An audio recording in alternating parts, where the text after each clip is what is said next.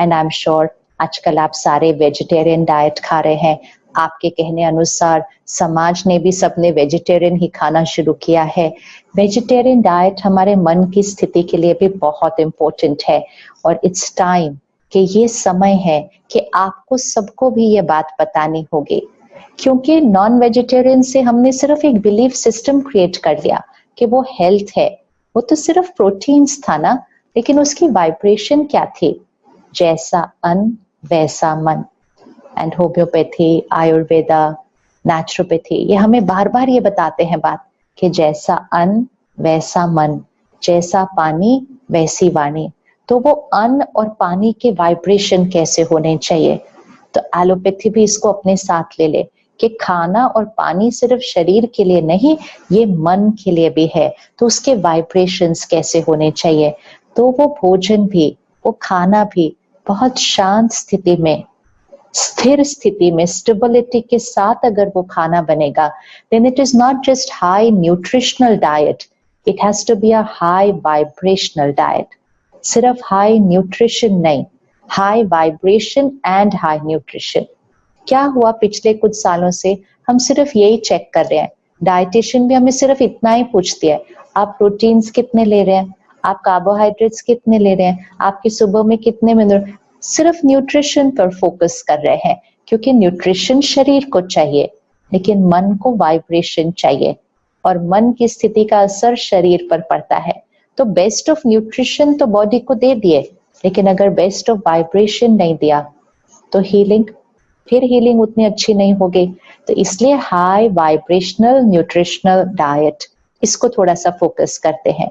तो जो non vegetarian food है उसकी वाइब्रेशन में तो बहुत दर्द है, दुख है, गुस्सा है, डर है। इस समय तो हम उसको स्वीकार नहीं कर सकते।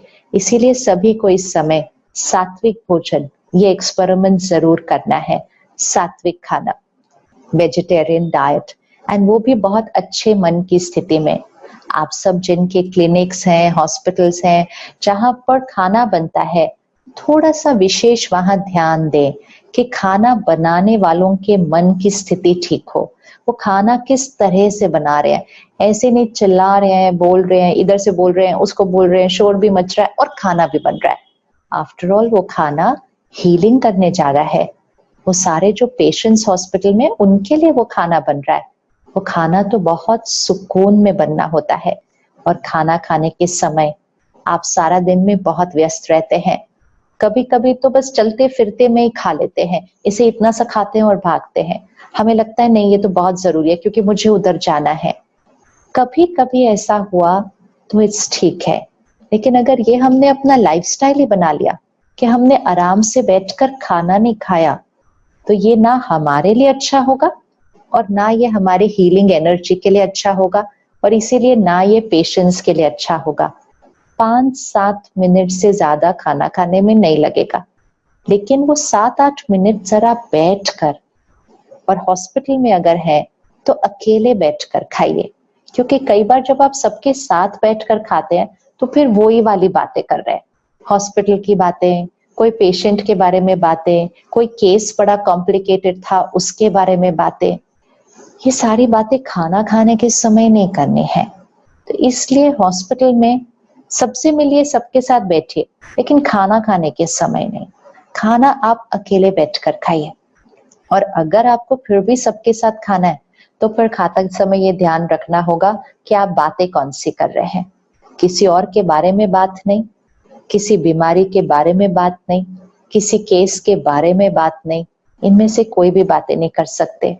खुशी खुशी वाली हैप्पी बातें अगर करनी है तो करिए, लेकिन वो क्या है ना, कभी कभी हमारी कॉन्वर्सेशन शुरू उससे होती है, फिर थोड़ी देर में इधर ही चली जाती है कहीं। इसलिए 5-7 मिनट अपने आप के साथ बैठकर भोजन कीजिए, क्योंकि food absorbs vibrations and food influences state of mind.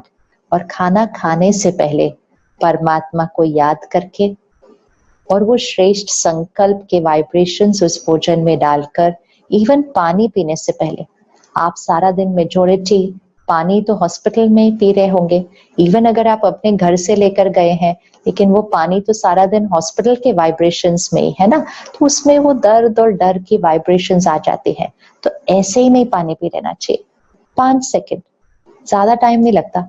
जैसे आप ऐसे करके हाथ सैनिटाइज करते हैं ना दिन में इतनी बार, कोई अगर गिने कि आप कितनी बार हाथ को सैनिटाइज करते हैं हॉस्पिटल में या हाथ धोते हैं, लेकिन आप कभी भूलते थोड़ी हैं। ऐसे ही हम लोग कभी भूलते नहीं हैं कि पानी पीने से पहले, खाना खाने से पहले 5 सेकंड रुककर परमात्मा को याद करके शक्तिशाली संकल्प उस खाने और पानी में देकर फिर ही स्वीकार करते हैं। उसके बिना कभी भी स्वीकार नहीं करते, ताकि हमारा मन सही स्थिति में रहे।